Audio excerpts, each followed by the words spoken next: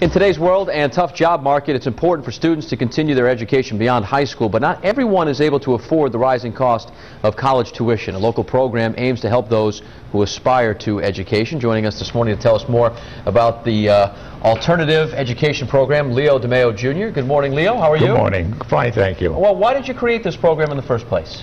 Because I found a need through a young lady in 1985 who desperately wanted to go to college and didn't have the appropriate credentials, academic credentials, to be accepted at a four-year institution. And because of her, I founded the College Readiness Program, which allows students to become prepared, properly prepared, and take the appropriate courses they need in order to be accepted in an institution of higher learning. Now, what type of student does this program help? Minority, disadvantaged, underprivileged, low-income, first-generation students. All right, now tell me about the story. This woman who didn't qualify for the class ended up taking the class and now has her own dental practice. I read somewhere it's an amazing sort of rags to riches story. In 1985, a young lady called me. I was the director of TD. I was at URI for 30 years, and desperately wanted to go to college. And I told her, well, get me at least an unofficial transcript which I could work off, and then we'll decide what level you're at. And we met several days later. It was in late winter, very cold, snowy day, at the old campus on Promenade Street. And we talked, and she brought me her transcript. And I looked at it, and in about 30 seconds, I knew I couldn't help her. So it became my unpleasant responsibility to tell her that.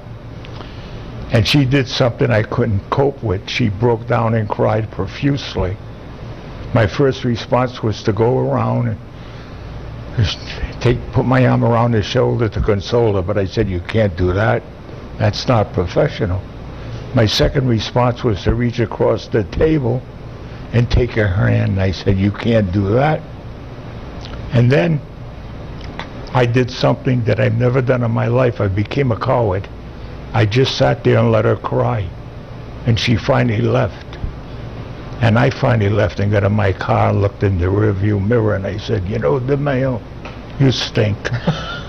You did something about it. That's the good thing. You're terrible. You did something about it. Yeah. And now she's a successful dentist. Tell me about the fundraiser and how people can get involved. Okay. It is on November the 10th at the Botanical Gardens in Roger Williams Park. Okay. It's to raise funds to increase the number of students in college readiness. I have experienced severe cuts due to the economy and funding purposes.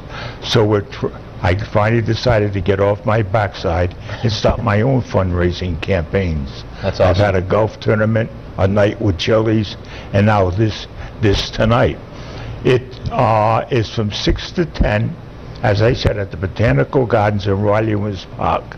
From 6 to 10, 6 different groups will perform on that evening. Nice. Jazz and blues. Awesome. Okay? Yeah. Nash, Carter, Brito, Paul Sweet Pea Williams. Wow, you got an all-star lineup. Angela Nash Wade, and the University of Rhode Island Jazz Band. All right. They came through for me again. Well, good luck with your event. This is awesome. Continued success. We want to hear more of these great stories, Leo. And to learn more about this program and the fundraiser, just go to our website, foxprovidence.com.